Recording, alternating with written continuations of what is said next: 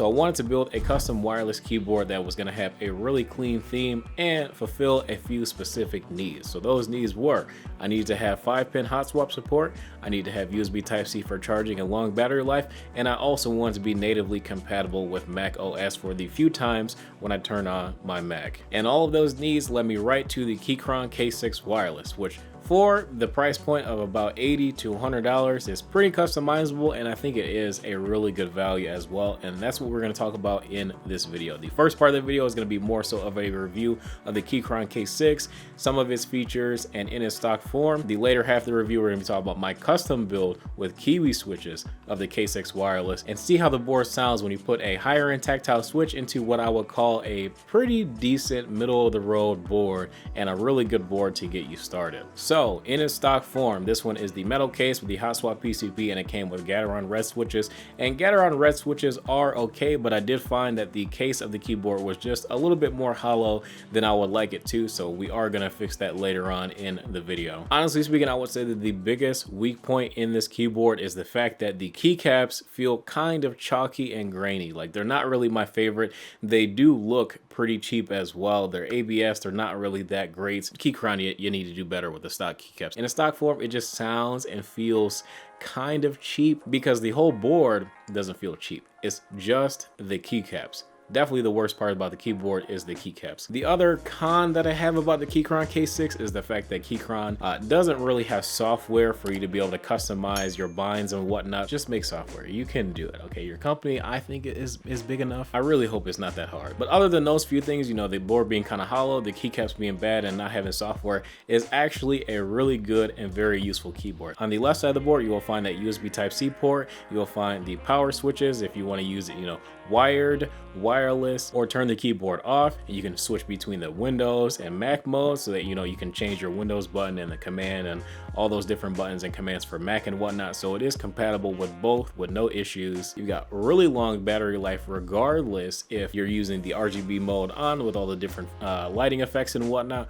or if you're using it with the lighting effects off. I think in the few months that I've had this keyboard, I may have charged it like 3, maybe 4 times, and it's just really good. Most of the time I do use it with the RGB off, so just to kind of give you some scope, but the battery life on this board is absolutely incredible. 65% is my personal favorite form factor, and it's probably going to be the form factor that I decide to choose for like my high-end in-game board. But for a wireless board being 65%, I mean, that's excellent. Now I got something I can use farther away from my desk when I'm testing other products and whatnot, and I'm very happy with this choice. I have not really been having any connection issues pretty much when I'm about 10 feet away from my computer, so I don't have anything bad to say in terms of connection. And I do like the fact that there is a dedicated button for the RGB modes, but I would trade that dedicated RGB mode button for a delete key any day. Pretty much always have it at the top right of the keyboard. I just wish that I could remap that functionality, and that's why the Keychron K6 really needs software. But otherwise, I'm gonna let you guys listen to this board in its stock form right now, and you guys let me know what you guys think in the comment section, and then we're gonna talk about the custom build that I did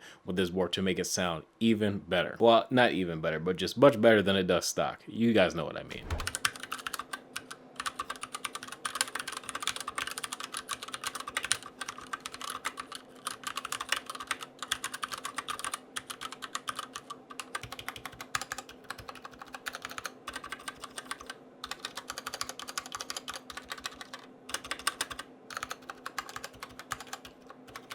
Okay, so I know I said the board was an incredible value stock because it is. It has a ton of features, but it doesn't sound that great stock if I'm being quite frank with you. So to fix that, first thing that we're gonna wanna do, we're gonna wanna swap those Gateron red switches. So I mean, to be honest, you could always lube and film the Gateron red switches or Gateron browns or blues, even if you're into that kind of thing. Because this board is hot swap, you can use a switch puller and pull all the switches out. Keychron actually sent me over the Gateron switch puller, but I'm not a big fan of it.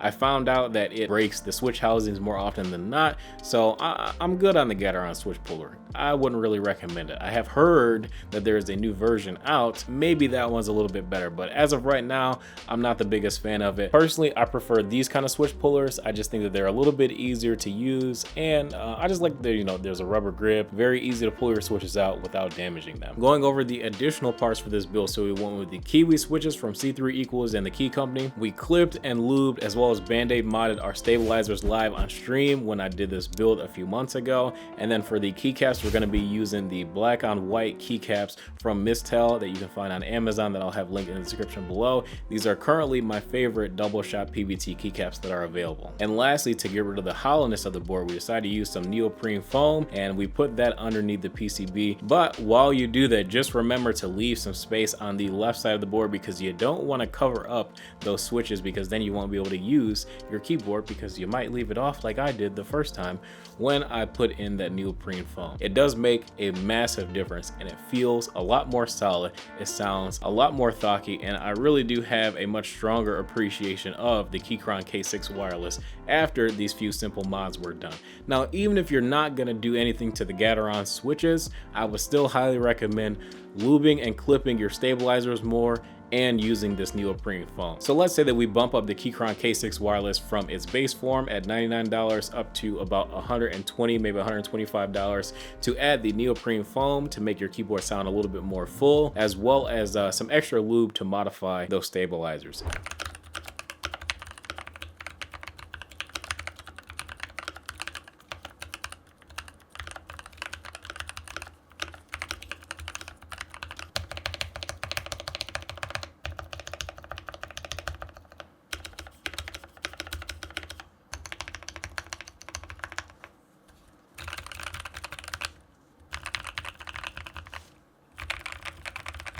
And that's gonna be it for this video. If you guys enjoyed, feel free to drop a like, subscribe if you guys are new to the channel as well. Let me know what you guys think of the Keychron K6. If you're not interested in the specific form factor that the K6 is offered in, Keychron actually does have a ton of other options in a variety of different form factors. So if you're looking for a full-size keyboard, if you're looking for a 65%, 75%, or a 10 keyless keyboard, they even have offerings for those. So they have a ton of new stuff out. If you're looking for a keyboard that's really easy to customize and doesn't break the bank, I do think that Keychron has some solid options for you, but definitely don't forget about those mods that you can do to your keyboard that I'll have linked in the description below as well. So thank you guys for watching. I will see you in the next video. You guys stay safe.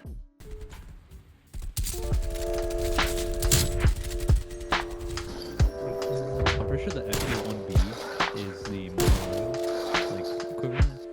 The FK1 plus B is the like bigger, and then the FK2. Like people starting out, they have this misconception that like I'm gonna go buy this.